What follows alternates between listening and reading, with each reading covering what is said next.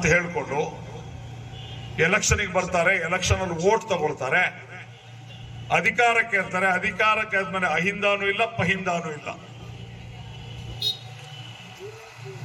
ನಾವು ಈ ಬಾದಾಮಿಯಲ್ಲಿ ಸೇರಿರುವಂತ ನಿಮಗೆ ಯಾಕೆ ಇವರು ಬೆಳಗಾಂಗೆ ಹೊರಟಿದ್ದಾರೆ, ಏನ್ ವಿಶೇಷ ಅಂತ ನೀವು ಕೇಳಬಹುದು.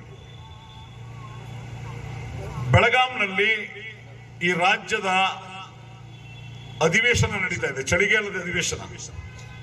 ಈ ಅಧಿವೇಶನದಲ್ಲಿ ರಾಜ್ಯದ ಸಮಸ್ತ ಜನರ ಸಮಸ್ಯೆಗಳ ಬಗ್ಗೆ ಚರ್ಚೆ ಆಗ್ಬೇಕು.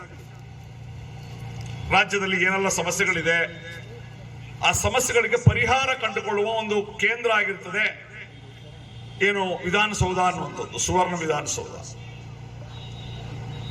ಹಾಗಾಗಿ ನಾವು ಕೆಲವು ಜನಾಗ್ರಹಗಳನ್ನು ಎತ್ಕೊಂಡು ನಾವು ಬೆಳಗಾಂ ಹೊರಟಿದ್ದೀವಿ. ನೆನ್ಸ್ಕೊಂಡಿದ್ರಲ್ವಾ, ನಿಮ್ಮ ಪರವಾಗಿ ಮಾತಾಡಕ್ ಹೋಗ್ತಿರೋದು, ನೀವೇನ್ ಬಿಟ್ಟಿ ಕೊಡ್ತಾ ಇಲ್ಲ. ಕೊಡಿ, ಅವರೆಲ್ಲ ಬರ್ತಾರೆ, ಎಷ್ಟಾಗುತ್ತೋ ಅಷ್ಟು ದುಡ್ಡು ಕೊಡ್ಬೇಕು.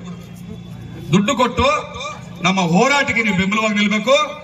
ನಮ್ಮ ಹೋರಾಟದ ಫಲವಾಗಿ ನಿಮಗೆ ಸಿಕ್ಕುವಂತಹ ಹಕ್ಕುಗಳಿದಾವಲ್ಲ, ಅದು ನಿಮಗೆ ಭಿಕ್ಷೆ ಆಗಿರಬಾರ್ದು. ನೀವು ಹೇಳ್ಬೇಕು, ಓ ನೀನೊಬ್ಬರೇ ಏನು ಹೋರಾಟ ಮಾಡಿ ಹಕ್ಕು ತಂದ್ಕೊಡ್ಲಿಲ್ಲಪ್ಪ, ನೀನು ಹೋರಾಟ ಮಾಡೋ ನಾವು ಕಾಸು ಕೊಟ್ಟಿದೀವಿ, ನಮ್ಮ ಶ್ರಮ ಇದೆ, ನಮ್ಮ ಬೆವರಿದೆ, ಅದರಲ್ಲಿ ನಾವು ಹೋರಾಟ ಮಾಡಿ ಹಕ್ಕನ್ನು ತಗೊಂಡಿದೀವಿ ಅಂತ ಹೇಳ್ಬೇಕು ಅಂತಂದ್ರೆ ದುಡ್ಡು ಕೊಡ್ಬೇಕು. ನಮ್ಗೆ ಏನ್ ಕೊಡ್ಬೇಕು?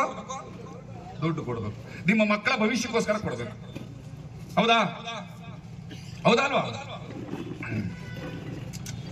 ಬರ್ತಾ ಇದ್ದಾರೆ.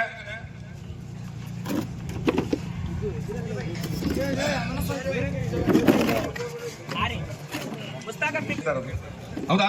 ಸಾಯಂಕಾಲ ಮೊಬೈಲ್ ಕೊಡ್ಲಿಲ್ಲ ಅಂದ್ರೆ ಕೇಸ್ ಹಾಕ್ಬೇಕು, ಕೋರ್ಟ್ ಹೋಗ್ಬೇಕು, ಲಾಯರ್ ಫೀಸ್ ಯಾಕೆ ಕೊಡೋದು?